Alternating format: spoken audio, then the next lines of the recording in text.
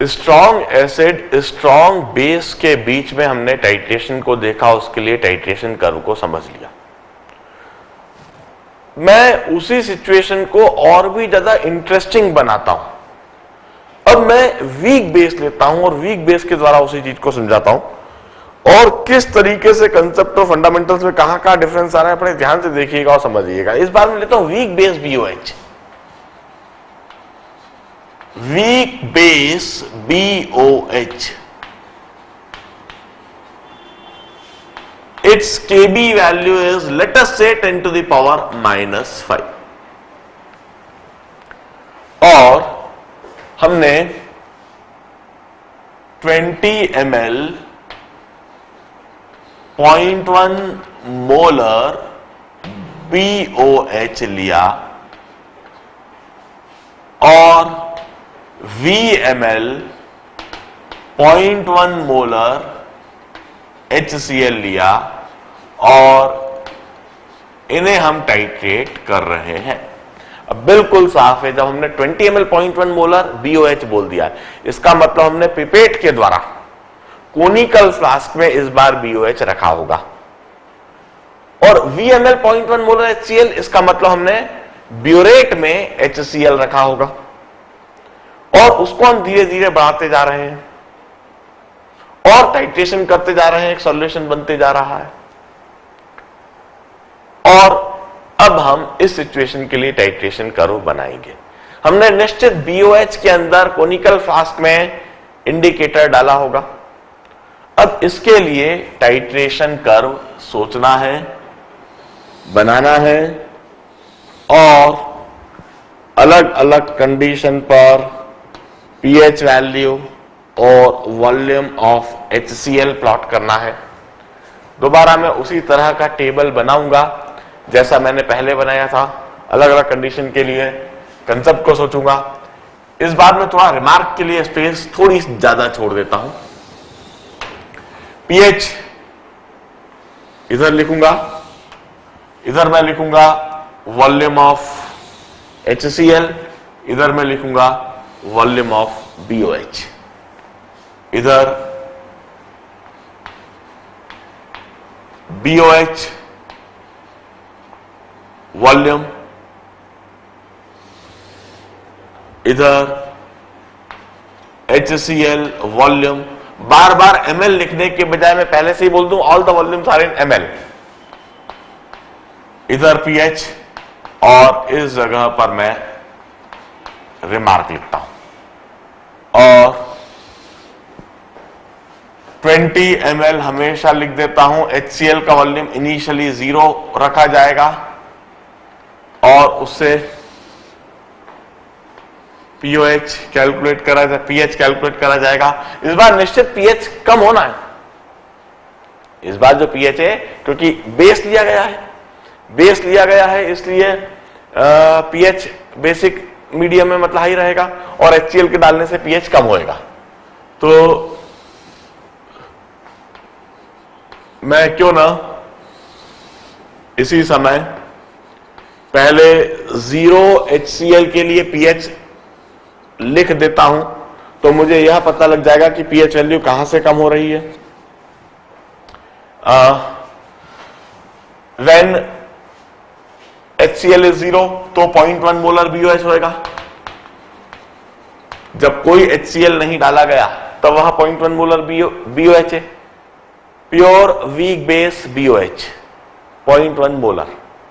ऐसी कंडीशन में हम डिसोसिएशन ऑफ वीक बेस का कंसेप्ट लगाएंगे। Hydroxyl ion concentration under root of Kb into C कहेंगे। इधर hydroxyl ion Kb into C 10 to the power -3, POH value 3 होगी और pH वैल्यू 11 होगी। इनिशियली pH इक्वल टू 11 से यह टाइट्रेशन स्टार्ट होएगा। इनिशियली जब कोई HCl नहीं है तब pH इक्वल टू 11 होएगा और यह कम होएगा pH 10, pH 9, pH 8, pH 7, pH 6 और जैसे जैसे HCl हम बढ़ाते जाएंगे pH 5, pH 4, pH 3, pH 2, finally pH 1 होना चाहिए और हमेशा BOH तो 20 ml ही है।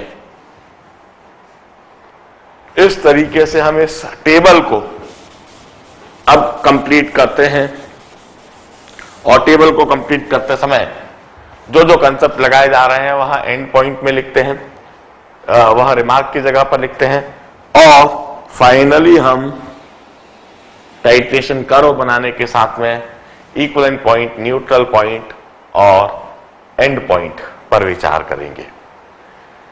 0 ml HCl के लिए मैंने कंसेप्ट लिख दिया है 0.1 मोलर BOH प्योर कंडीशन में, pure weak base in pure water, hydroxyl ion concentration under root of KBC, KB into C, Ostwald dilution law, hydroxyl ion concentration 10 to power -3, POH3, pH 11। I hope there is no doubt. इधर मैं लिख देता हूं dissociation of weak base, weak base dissociation, weak base dissociation का concept लगाया है इधर मैंने। अब pH इज इक्वल टू 10 के लिए क्या कंसेप्ट लगाया जाना चाहिए, इस बात को हम सोचते हैं। pH इक्वल टू 10 के लिए डेफिनेटली वहां पर HCl डाला जा रहा है, HCl धीरे धीरे डाल रहे हैं, मतलब HCl का अमाउंट कम है, HCl का वॉल्यूम कम है, HCl पूरी तरह से कंज्यूम होएगा और BOH बचा रह जाएगा। रिएक्शन वहां पर जो होनी है वह लिख देता हूं, BOH plus HCl gives you BCl plus H2O। BOH के वहां पर मिलीमोल्स लिखता हूं, मिलीमोल्स BOH के 2 हैं, मोलारिटी इंटू वॉल्यूम इन ml, और HCl के मिलीमोल्स मोलारिटी इंटू वॉल्यूम इन ml यह होंगे। और आफ्टर रिएक्शन मैं कहता हूं till BOH is greater than HCl, तो वहां पर BOH के 2 मोल में से 0.1 इंटू V, जितने HCl के मिलीमोल डाले गए हैं उतने BOH कम हो जाएंगे और BCl के 0.1 इंटू V मोल्स बन जाएंगे वाटर की। यह स्थिति होगी तब तक जब तक कि HCl कम है और BOH वहां पर अधिक है। अब इस कंडीशन में यह pH किस तरीके से लिखा जाएगा, किस इक्वेशन के द्वारा, क्या कंसेप्ट लगा के जरा सोचो। क्या हम डिसोसिएशन ऑफ वीक बेस का कंसेप्ट लगा सकेंगे? यदि वहां पर कोई HCl नहीं है, सिर्फ BOH है, तो हमने डिसोसिएशन ऑफ वीक बेस का कंसेप्ट लगा के ही pH लिखा था। मगर क्या इस सिचुएशन में pH की value dissociation of weak base से लिखी जा सकती है? कभी नहीं। बड़े ध्यान से देखिए, यदि वहां पर वीक बेस बचा रह रहा है तो डाइल्यूशन लॉ तो सिर्फ तब लगाते हैं जब वहां पर सिर्फ और सिर्फ वही वीक बेस और कुछ भी नहीं हो। मगर यहां पर सिर्फ वीक बेस नहीं है, इस वीक बेस का इसके साथ में एक स्ट्रॉन्ग एसिडिक सॉल्ट भी है। और यदि वीक बेस के साथ में उसका कोई स्ट्रॉन्ग एसिडिक सॉल्ट हो तो वह एक बफर सॉल्यूशन होता है। इसका pH डिटरमाइन करने के लिए, इसका pH लिखने के लिए हमें बफर इक्वेशन लगानी होगी, हमें हेंडरसन्स इक्वेशन लगानी होगी। इस सिचुएशन में हम हेंडरसन्स इक्वेशन के द्वारा इस pH को अकाउंट करेंगे और उसके लिए वॉल्यूम निकालेंगे। देखिए कैसे। सबसे पहले तो मैं इधर नोट लिख देता हूं, here we need to apply buffer solution. यहां मैं इधर बिल्कुल साफ साफ लिख देता हूं कि this is a buffer solution. और बफर सॉल्यूशन के लिए मैं कैसे लगाऊंगा जरा देखिए। मैं जो भी कुछ पीएच है, सबसे पहले इक्वेशन लिख देता हूं जो बफर इक्वेशन है, POH is equal to PKB plus log of salt, salt की जगह पर B positive upon base, base की जगह पर BOH। यह इक्वेशन में लगाऊंगा। POH की जगह 14 माइनस PH लिख दूंगा, this is equal to PKB plus log of salt upon base. अब जरा सोचिए, जब pH हमें 10 चाहिए तब POH होना चाहिए 4। मैं इधर सॉल्व कर रहा हूं, POH की जगह 4 लिख दिया। जब pH 10 चाहिए तब POH होना चाहिए 4। PKB हमें दिया हुआ है 5, इधर मैं लिख देता हूं PKB is 5,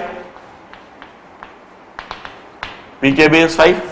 तो इस जगह पर PKB 5 लिख दिया प्लस लॉग ऑफ सॉल्ट की जगह पर मैं लिखूंगा 0.1V और बेस की जगह पर 2 माइनस 0.1V।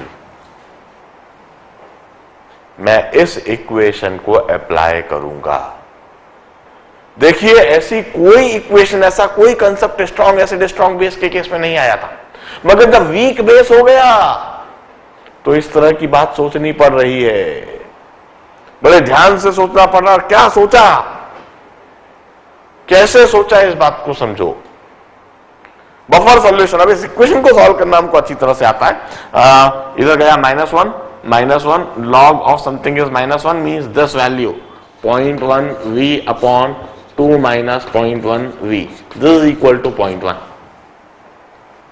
और फिर इसे मैं सॉल्व कर देता हूं। 0.2V इज इक्वल टू 0.2 और V is equal to 1 ml। जब आप 1 ml डाल चुके रहोगे, 1 ml HCl डाल चुके रहोगे, तब pH 11 से घट के 10 हो जाएगा, POH 4 हो जाएगा। मैं कहता हूं यही कंसेप्ट बफर सॉल्यूशन का कंसेप्ट pH इक्वल टू 7 तक, 9 पर भी pH बफर सॉल्यूशन होएगा, 8 पर भी बफर सॉल्यूशन होएगा, 7 पर भी बफर सॉल्यूशन होएगा। यह कंसेप्ट इन सभी pH के लिए अप्लाई करा जाएगा। इसी समय इन तीनों सिचुएशन को इधर सब्स्टिट्यूट कीजिए और सॉल्व कर लीजिए। इसी समय एक और बार सॉल्व करके दिखा देता हूं मैं, 9 के लिए और सॉल्व करके दिखाता हूं। जब pH 9 है तब POH 5 होएगा, PKB 5 plus log of salt upon base, salt की जगह पर 0.1V और बेस की जगह पर 2 minus 0.1V। 5 cancel, log of this quantity is 0 means 0.1V upon 2 minus 0.1V, this is equal to 1। और इधर जो दिखने लगेगा वॉल्यूम इज 10 ml। मुझे बिल्कुल साफ दिख रहा है सॉल्व करने पर 10 ml would be the volume. इस कंडीशन पर pH इक्वल टू 9 होगा। इन द सिमिलर मैनर मैं 8 के लिए भी सॉल्व करके दिखाऊंगा। मैं 8 के लिए अब इसके नीचे सॉल्व करता हूं, इसे इक्वेशन में अप्लाई करता हूं, हर बार कलर चेंज करते जाता हूं। pH इक्वल टू 8 तो POH इक्वल टू 6, इधर 6 सब्स्टिट्यूट कर देता हूं, PKB 5 plus log of 0.1V upon 2 minus 0.1V, ये 10 हो गया। 6 माइनस 5 1, लॉग ऑफ क्वांटिटी 1 आ रहा है तो 10 is equal to 0.1V upon 2 minus 0.1V। तो यह दिखने लगा 20 माइनस V, 20 माइनस V तो 20 इज इक्वल टू 1.1 V और इस तरह से दिखेगा 18 ml, यह 18 ml दिखने लगा। 18 ml HCl डालने पर pH इक्वल टू 8 हो जाएगा। ध्यान से देखिए, वैल्यू सब्स्टिट्यूट की गई है, सॉल्व करा गया है और आंसर लिखा गया है। अब pH इक्वल टू 7, खास बात ये जो pH इक्वल टू 7 है, यह न्यूट्रल सॉल्यूशन इस केस में इधर बनेगा, यह एक न्यूट्रल सॉल्यूशन बनेगा, न्यूट्रल पॉइंट है यह। जब भी pH इक्वल टू 7 होता है तब यह न्यूट्रल पॉइंट है। उस न्यूट्रल पॉइंट पर यह एक बफर सॉल्यूशन होएगा, इसमें BOH बचा रहेगा, HCl पूरी तरह से कंज्यूम नहीं होएगा। और इस न्यूट्रल पॉइंट पर भी कितना HCl डाला गया है इसे हम देख लेते हैं।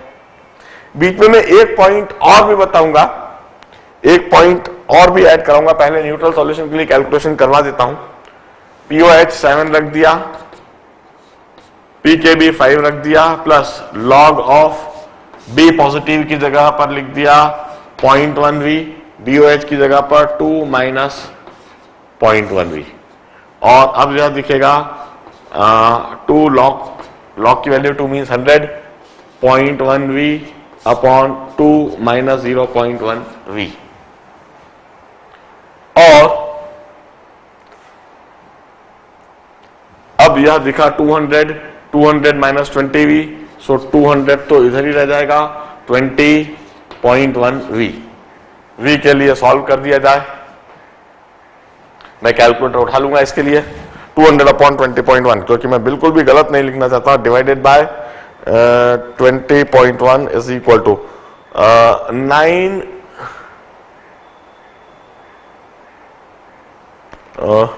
200 divided by 20.1 is equal to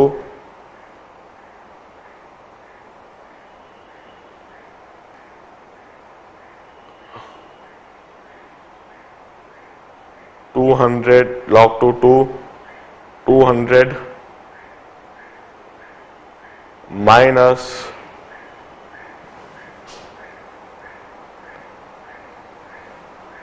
10, oh sorry, इधर 10 आएगा ना, इस जगह पर 10.1V, so 200 divided by 10.1 is equal to this 19.8 ml, 19.8 ml।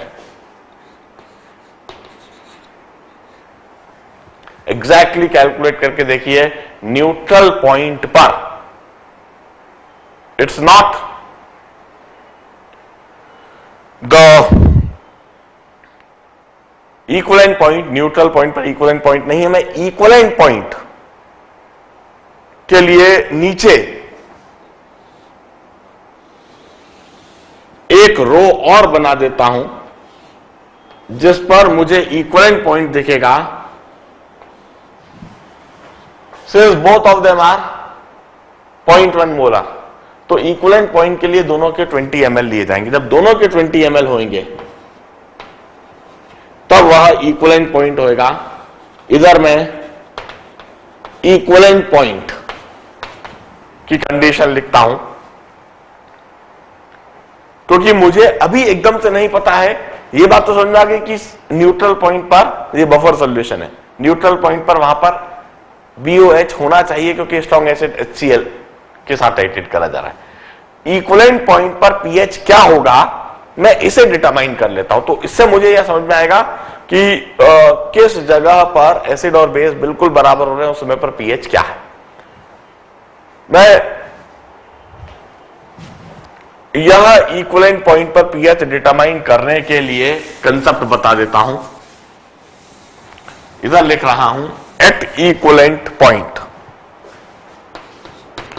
Eight equivalent point, equivalent point पर BOH 0 बचेगा, HCl भी 0 बचेगा। BOH और HCl पूरी तरह से 0 0 हो जाएंगे, दोनों के 20 ml लिए जाएंगे और वहां पर BCl सॉल्ट बचा रह जाएगा और BCl सॉल्ट का जो कॉन्सेंट्रेशन होगा 0.1 इंटू 20/40 और 0.05 मोलर BCl सॉल्ट वहां पर होगा। इक्विवेलेंट पॉइंट पर BCl and it's the same as if we have got pure BCl salt in pure water. Pure water में प्योर BCl सॉल्ट है, क्या pH इक्वल टू 7 होगा? कभी नहीं। This is a salt of weak base and strong acid. यह एक ऐसा salt है जो वीक बेस और स्ट्रॉन्ग एसिड का सॉल्ट है। इस जगह पर सॉल्ट हाइड्रोलिसिस का कंसेप्ट लगाना होगा और सॉल्ट हाइड्रोलिसिस के कंसेप्ट से आप इसका पीएच सोच पाओगे। हम कहते हैं कि यह एक एसिडिक सॉल्यूशन होगा और इसमें H पॉजिटिव आयन कॉन्सेंट्रेशन जो है वह होगा √of Kw/Kb into C। This concentration would be equal to √of 10 to the power minus 14 upon 10 to the power minus 5 into 0.05, and I can see this as equal to √50 into 10 to the power here comes 10 to the power minus 3, 10 to the power minus 2, 10 to the minus 12, 10 to the minus 6. So 6 minus log 7. pH is 6 minus log 7. Log 8 is 0.9. Log 7 would be something 0.8. So this is something 5.23 के आसपास होगा। इस condition पर pH जो है वह है 5.23। Equivalent point पर जो pH है वह 5.23। आई थिंक इस सिचुएशन को हमने इलस्ट्रेटिव प्रॉब्लम में सॉल्व करा हुआ है। और इस इक्विवेलेंट पॉइंट पर जो कंसेप्ट हम अप्लाई कर रहे हैं वहां हम इधर लिख देते हैं the concept is the concept of salt hydrolysis. The concept that we had applied is the concept of salt hydrolysis. Salt hydrolysis के concept से हमने इक्विवेलेंट पॉइंट पर pH कंफर्म करा है और इक्विवेलेंट पॉइंट पर pH 5.23 है। मतलब कि pH इक्वल टू 6 पर भी ये बफर सॉल्यूशन ही बना रहा है। pH इक्वल टू 6 पर भी बफर सॉल्यूशन होगा। मैं pH इक्वल टू 6 के लिए बफर सॉल्यूशन की हेंडरसन्स इक्वेशंस दोबारा लगाऊंगा। ये बात मैंने ऐसे कंक्लूड करी कि इक्विवेलेंट पॉइंट पर pH 6 से कम है, 5.23 है, तो 5.23 के ऊपर जो भी कुछ pH है उस कंडीशन पर बफर सॉल्यूशन ही बन रहा है। इस बेसिक बफर सॉल्यूशन का pH वुड बी 6, तो POH मैं 8 लिखूंगा। POH 8 is equal to PKB 5 plus log of 0.1V upon 2 minus 0.1V। आप इसे सॉल्व कर लीजिए and you would get it equal to 19.98 कुछ ऐसा दिखने लगेगा आपको। pH इक्वल टू 6 पर 19.98 समथिंग दिखने लगेगा। 20 से कम होएगा, वो 19.8 के करीब और 20 के काफी करीब आता हुआ दिखेगा फिर आपको। मैं क्यों ना ये जो मैंने सबसे नीचे लिखा है इसको मैं टेबल में हल्का सा फर्क करता हूं और ऑर्डर को मैं बना रहने देता हूं। इधर मैं 5.23 लिखता हूं और फिर इधर 5 लिख देता हूं, इधर 4, इधर 3, इधर 2 और लास्टली मैं 1 लिख देता हूं। तो मेरे टेबल में अरेंजमेंट वह बिल्कुल वही दिखेगा। और इस जगह पर मैं लिख देता हूं this is equivalent point. Concept of salt hydrolysis से करा गया, दिस इज इक्विवेलेंट पॉइंट। और अब यह टेबल मेरा इस तरीके से दिखा है। अब pH इक्वल टू 5 के लिए सिचुएशन को सोचूंगा। अब कंसेप्ट चेंज होएगा, अब एसिड बढ़ने लगेगा और बेस कम होने लगेगा। स्ट्रॉन्ग एसिड HCl बढ़ने लगेगा और एसिड कम होने लगेगा। यहां तक मैं लिख दूं इस जगह पर जो कंसेप्ट लगाया है सॉल्ट हाइड्रोलिसिस,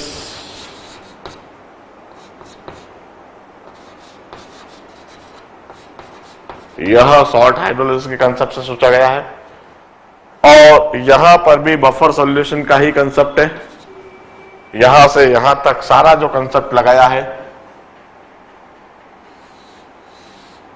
वह बफर सॉल्यूशन का कंसेप्ट लगाया है। और सबसे पहले वीक बेस डिसोसिएशन। अब इसके बाद मैं pH इक्वल टू 5 के लिए इधर मैं 20 ml लिखूं। जब 20 ml HCl और 20 ml BOH दोनों को मिला दिया गया तो equivalent point acid base equal, they completely reacted with each other. Acid and base पूरी तरह से रिएक्ट होकर पूरी तरह से सॉल्ट दे दिए। वह सॉल्ट जो बना BCl सॉल्ट बना, salt of strong acid weak base, जिसका कि pH 5.23। अब इससे कम जब pH 5.432 होगा वो कैसे करा जाए फिर वापस देखिए। अब हम दोबारा रिएक्शन तो लिखी दे। जो रिएक्शन हो रही है BOH HCl को मिलाकर BCl और H2O बनाया जा रहा है। और BOH के जो मिलीमोल्स हैं वह 2 मिलीमोल, HCl के जो मिलीमोल्स है 0.1 इंटू V और इनिशियली BCl के 0 और वाटर लिखने की कोई आवश्यकता नहीं। अब इसके बाद BOH पूरी तरह से खत्म होने लगे क्योंकि अब आप ज्यादा HCl डाल रहे हैं। ब्यूरेट से you are running more amount of HCl। When you are running more amount of HCl तो BOH पूरी तरह से खत्म हो जाना है। और अब जो वहां पर HCl बच रहा है 0.1 V which would be given to 0.1 V minus 2 और BCl बन जाना है 2 मिलीमोल। अब BCl 2 मिलीमोल फिक्स हो गया। अब जरा सोचिए कि क्या कंसेप्ट लगाएंगे। अब वहां पर स्ट्रॉन्ग एसिड HCl है और जब स्ट्रॉन्ग एसिड HCl है तो वह स्ट्रॉन्ग एसिड HCl पूरी तरह से डिसोसिएट होकर ढेर सारे H पॉजिटिव आयन देगी। और स्ट्रॉन्ग एसिड HCl के प्रेजेंस में उसके साथ में और कोई अब इलेक्ट्रोलाइट को सोचने की आवश्यकता ही नहीं है। ऑल्दो वहां पर BCl है जरूर, मगर अब इस जगह पर BCl का कोई रोल नहीं होएगा, कोई इफेक्ट नहीं होएगा क्योंकि स्ट्रॉन्ग HCl उसको कोई रोल प्ले करने ही नहीं देगी। हम कहते हैं strong acid HCl would dominate in the solution. Solution के अंदर स्ट्रॉन्ग एसिड HCl डोमिनेट करेगी और वहां पर जो HCl कॉन्सेंट्रेशन होएगा वह है 0.1 V minus 2 upon V plus 20 और यही H पॉजिटिव आयन कॉन्सेंट्रेशन होगा और यही pH वैल्यू होगी।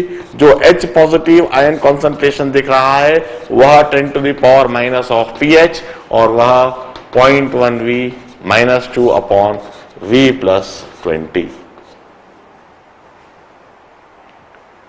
अब इसके आगे मैं यही कंसेप्ट लगाऊंगा।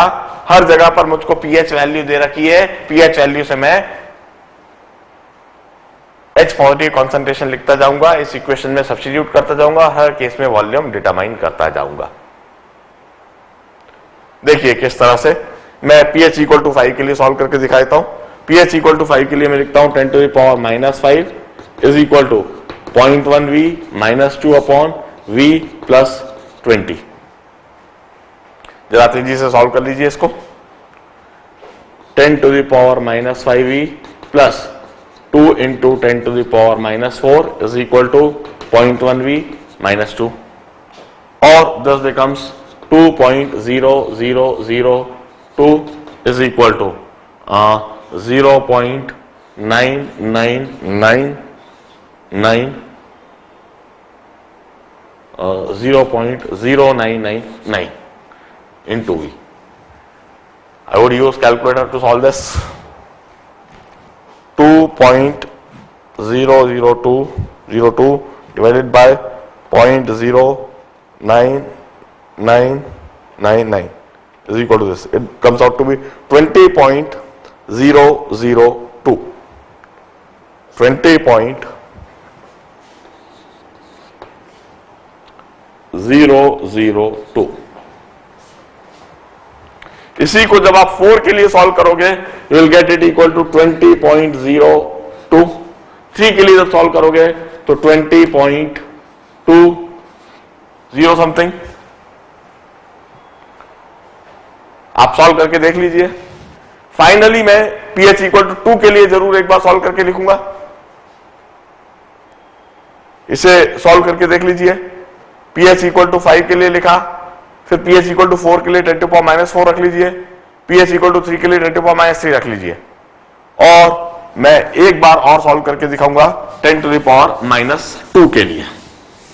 pH इक्वल टू 2 के लिए इसे मैं रख देता हूं 10 to the power -2, और फिर यह जो होगा 0.01v plus 0.2 is equal to 0.1v -2, और इसे मैं सॉल्व कर देता हूं 2.2 is equal to 0.09v।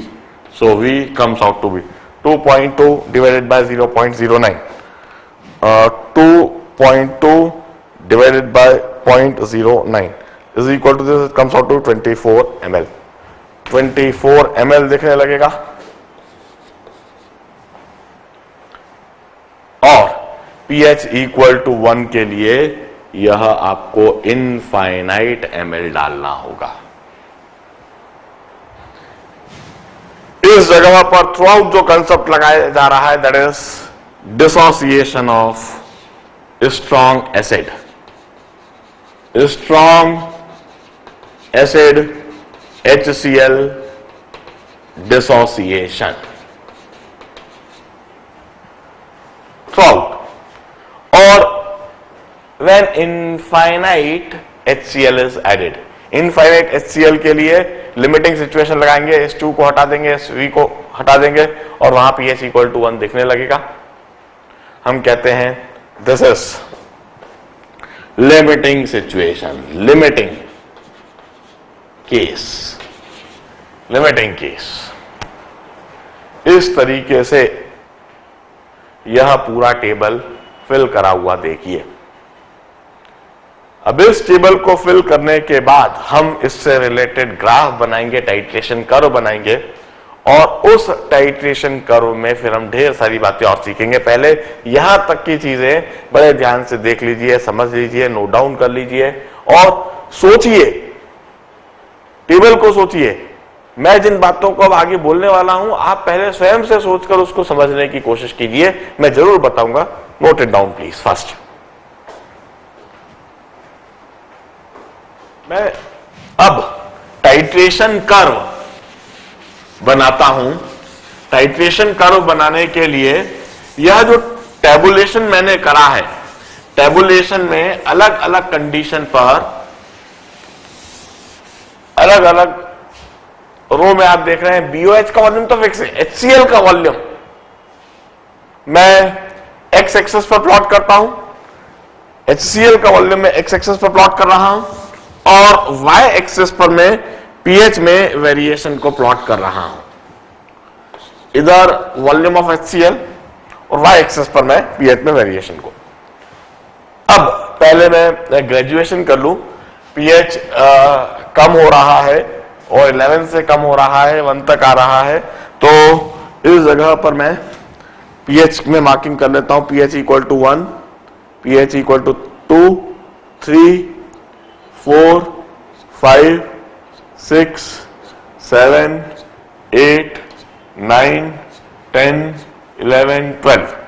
1, 2, 3, 4, 5, 6, 7, 8, 9, 10, 11.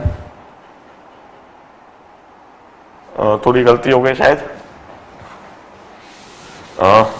Graduation करते समय pH 1 इधर लिखना है। 1, 2, 3, 4, 5, 6, 7, 8, 9, 10, 11, 12 हियर pH।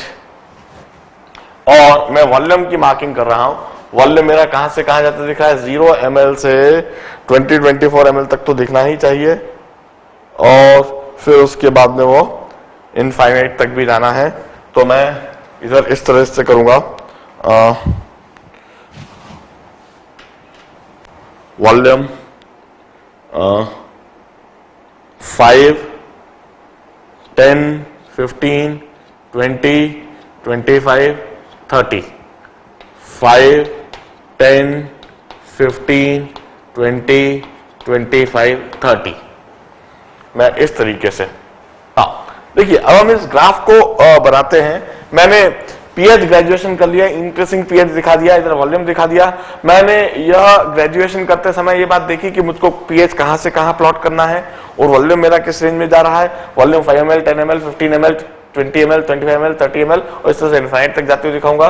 और pH मैं, अब देखिए 0 ml पर pH है 11, तो मैं ग्राफ को यहां से चालू करूंगा। 0 ml पर pH 11, 10 pH के लिए 1 ml, जब 10 pH होएगा तब 1 ml, मतलब कहीं इधर दूसरा पॉइंट। और 9 pH पर 10 ml, 9 pH पर 10 ml, तो कहीं यह ग्राफ इधर जाएगा। और 8 pH पर 18 ml, 8 pH पर यह 18 ml, तो कहीं इधर जाएगा यह पॉइंट। 7 pH पर 19.2, 7 pH पर यह जो वैल्यू दिखेगी 19.2, मतलब इसके काफी करीब कहीं इधर। और 6 pH पर यह 19.98, मतलब कहीं इधर 20 के बिल्कुल करीब। और 5.23 पर pH एग्जैक्टली 20 ml, 5 पर दिस पॉइंट। और फिर 4 pH पर 20.2, 4 pH पर 20.2 कहीं इधर। और फिर 3 pH पर 20.2 इधर ही रहेगा। और फिर 2 pH के लिए 24 हो गया, मतलब कहीं इधर। और 1 pH के लिए इंफिनिटी। अब ये सारे पॉइंट ग्राफ प्लॉट करने के बाद मैं एक स्मूथ कर्व से इन्हें जोड़ रहा हूं, और यह कर्व इस तरीके से मुझे बनता हुआ दिखेगा कुछ ऐसा। This is the curve. यह कर्व ऐसा बनेगा।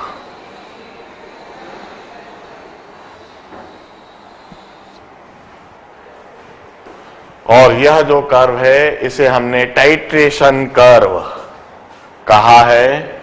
pH versus volume of HCl। HCl डालने से pH 11 से गिर रहा है, 11 से 10, 9, 8, 7, 6, 5.23, 5, 4, 3, 2 और इनफाइनाइट तक जाते जाते 1।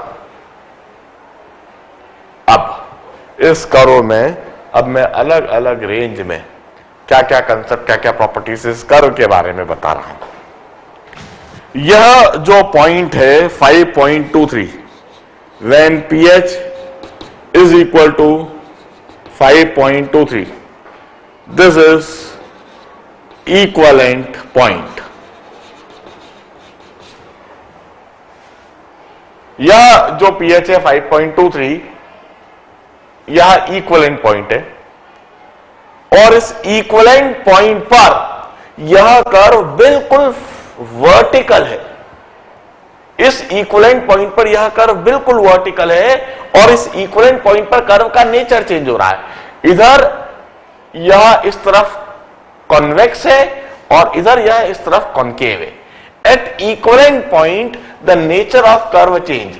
सबसे पहले at equivalent point curve vertical हो जाएगा, टाइट्रेशन कर्व बिल्कुल वर्टिकल होएगा। और दूसरी बात, इस इक्विवेलेंट पॉइंट पर कर्व का नेचर चेंज होएगा। इस तरफ यह कॉन्वेक्स कर्व है, इस तरफ यह concave curve. The nature of curve changes at equivalent point. यह जो पॉइंट है pH equal to 7, pH equal to 7, यह न्यूट्रल पॉइंट है। यह न्यूट्रल पॉइंट है, और न्यूट्रल पॉइंट पर वहां पर एसिड कम है, बेस ज्यादा है। अब दिस इज, ये जो रेंज आपको दिख रही है, यह एक बफर सॉल्यूशन की रेंज है। आप देखिए इसमें ढेर सारा HCl, ढेर सारा स्ट्रॉन्ग एसिड डाला जा रहा है, मगर पीएच में कोई खास वेरिएशन नहीं आ रहा है। देखिए कितना सारा HCl डाला गया, मगर पीएच में फिर भी कोई खास चेंज नहीं है। इस कंडीशन को हम बफर सॉल्यूशन कहते हैं, जबकि इस कंडीशन को हम कहते हैं strong acid condition, strong acid solution. यह स्ट्रॉन्ग एसिड सॉल्यूशन की कंडीशन है।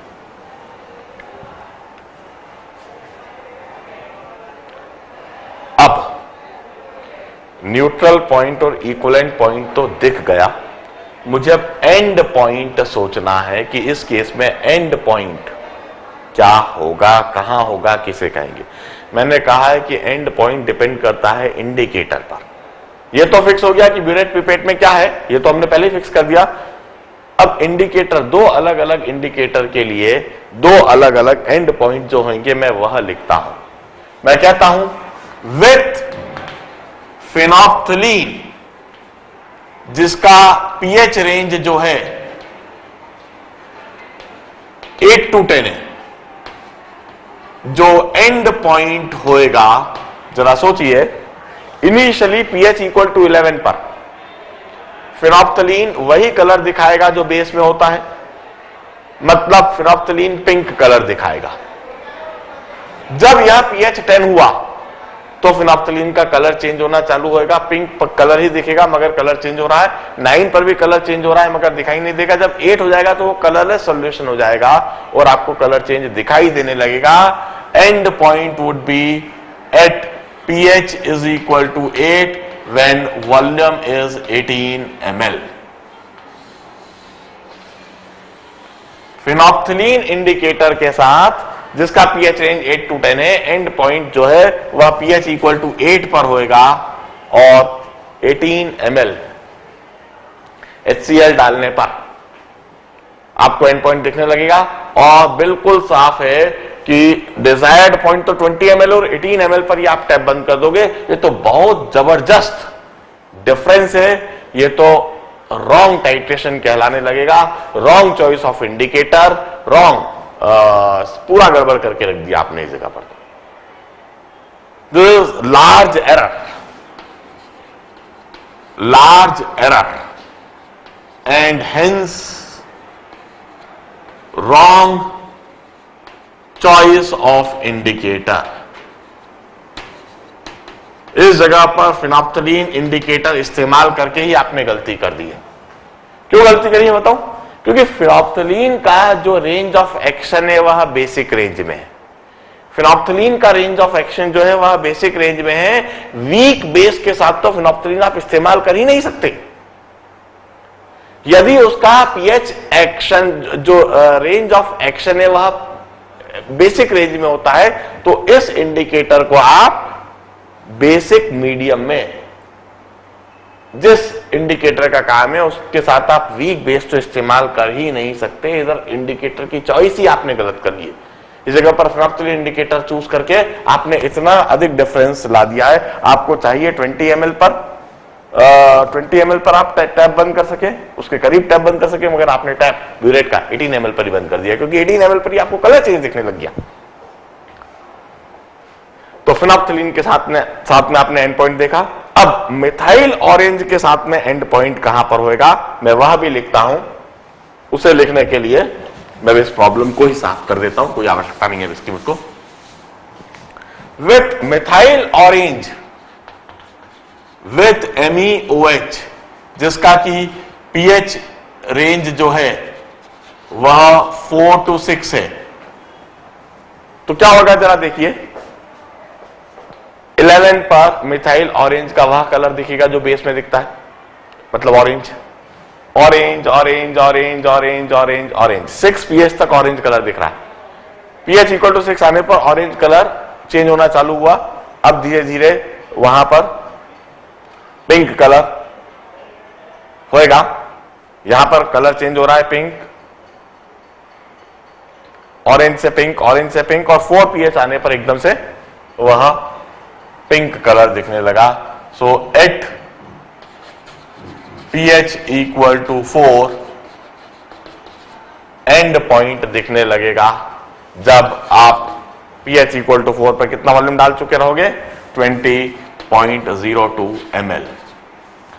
यह फिर भी यह जो वैल्यू है ये डिजायर्ड वैल्यू के करीब है।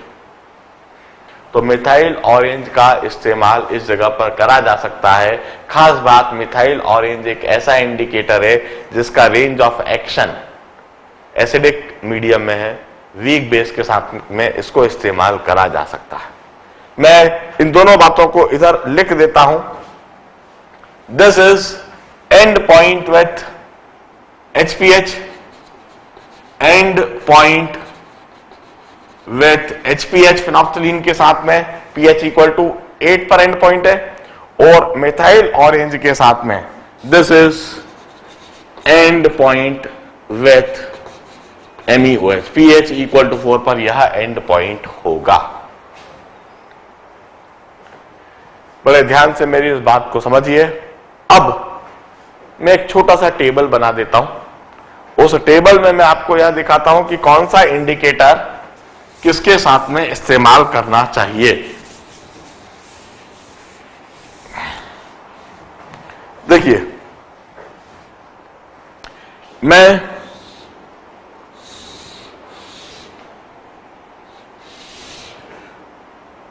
ऐसे लिखता हूं,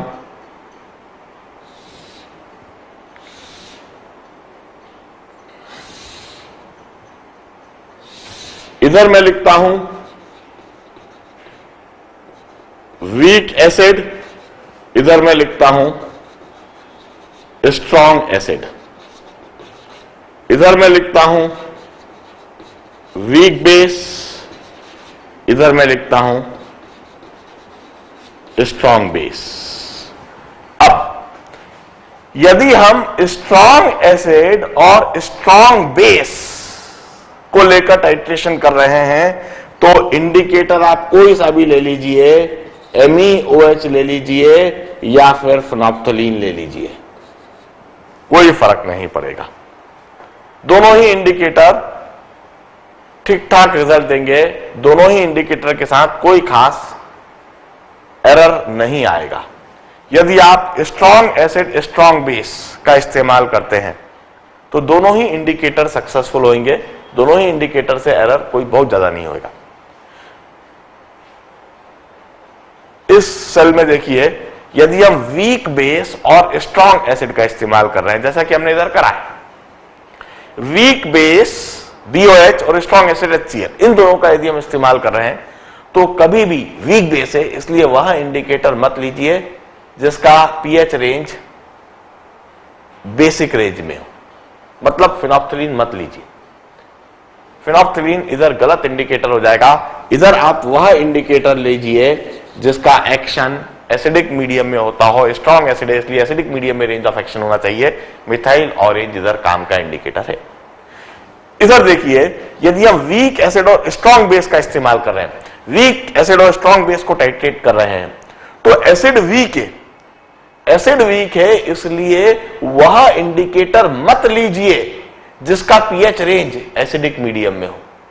आप वह इंडिकेटर लीजिए जिसका एक्शन बेसिक मीडियम में है, क्योंकि स्ट्रॉन्ग बेस लिया गया है इसलिए बेसिक मीडियम में काम करने वाला इंडिकेटर लीजिए। इस जगह पर फिनोप्थलीन इंडिकेटर उपयोगी होएगा। मगर यदि आप वीक एसिड और वीक बेस को इस्तेमाल कर रहे हैं, वीक एसिड और वीक बेस को टाइट्रेट कर रहे हैं, तो इस केस में कोई सा भी इंडिकेटर लीजिए, हर इंडिकेटर से आपको गलत रिजल्ट मिलेंगे, हर इंडिकेटर से आपको एरनियस रिजल्ट मिलेंगे। इधर इंडिकेटर थ्योरी फेल्स, इस केस में कोई सा भी इंडिकेटर आपको सही रिजल्ट नहीं दे पाएगा। हर इंडिकेटर के साथ में डिजायर्ड वैल्यू और ऑब्टेन्ड वैल्यू में लार्ज डिफरेंस होएगा। हम इस केस में इंडिकेटर के द्वारा टाइट्रेशन कर सकते हैं। इसमें तो हमारे पास कोई सा भी इंडिकेटर इस्तेमाल करें। इस टेबल को बड़े ध्यान से दिमाग में बैठा लीजिए, लॉजिक को बैठा लीजिए। This is about acid base titration, and with that I had finished the complete theory portion of ionic equilibria. Ionic equilibria को मैंने ढेर सारे इलस्ट्रेटिव प्रॉब्लम्स के साथ में, न्यूमेरिकल प्रॉब्लम्स के साथ में कराया है।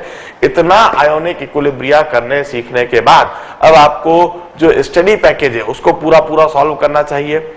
उसमें question for short answers, exercise problems, objective problems, advance level problems, advance level objectives problem, ये सारे सॉल्व करने चाहिए। और जो डाउट हो वो पहले आपस में डिस्कस कर लीजिए, दो फ्रेंड्स मिलकर साथ में सॉल्व कीजिए, आपस में डिस्कस करते चलिए।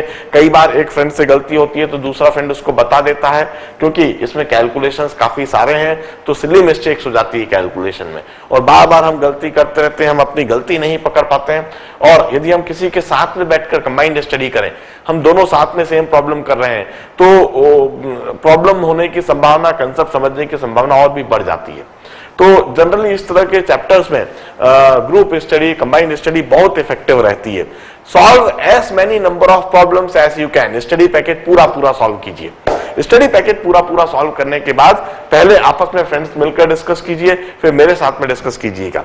मैं स्टडी पैकेज के साथ में आपको यह शीट भी दे रहा हूं, आयोनिक इक्विलिब्रिया की tutorial sheet. This sheet consist of problems at very advanced level. These problems are at the level of IIT, JEE and Olympiads. इस शीट में मैंने कुल मिला के 25 प्रॉब्लम्स रखे हैं। यह 25 सवाल यदि आप कर सके, आयोनिक इक्विलिब्रिया को आप पूरी तरह से क्रैक करोगे। कैसा भी प्रॉब्लम किसी भी एग्जामिनेशन में आए, आप करोगे, यह मेरी गारंटी है। आपको स्टडी पैकेज सॉल्व करने के बाद इस शीट को पूरा सॉल्व करने का प्रयास करना चाहिए।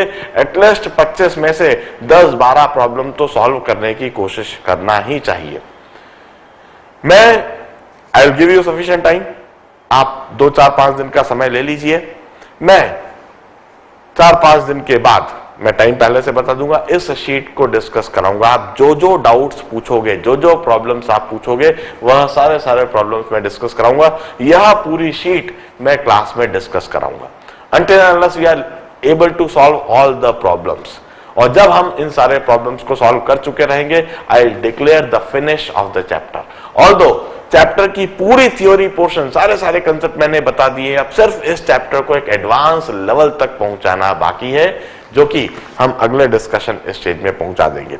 I wish you all the best. आप इस पूरी शीट को सॉल्व कीजिए। स्टडी पैकेज को करने के बाद if you are able to solve more than 15 problems from this sheet, मैं अभी से आपके लिए लिख कर दे देता हूं कि आपको IIT JEE में सिलेक्ट होने से कोई रोक नहीं सकता। यदि आपने 20 सवाल सॉल्व कर लिए तो आप टॉप 100 में आओगे, मेरी गारंटी है। 10 सवाल सॉल्व करने पर आप पक्का सिलेक्ट होगे। कोशिश कीजिए इसके अधिक से अधिक सवाल सॉल्व करने की। I wish you all the best. Next lecture में मिलेंगे इस शीट के डिस्कशन के साथ। डिस्कस करके रखिएगा, अपने प्रॉब्लम्स मार्क करके लेकर आइएगा और मुझे बताइएगा, क्लास में मैं सॉल्व करूंगा। All the best, bye bye.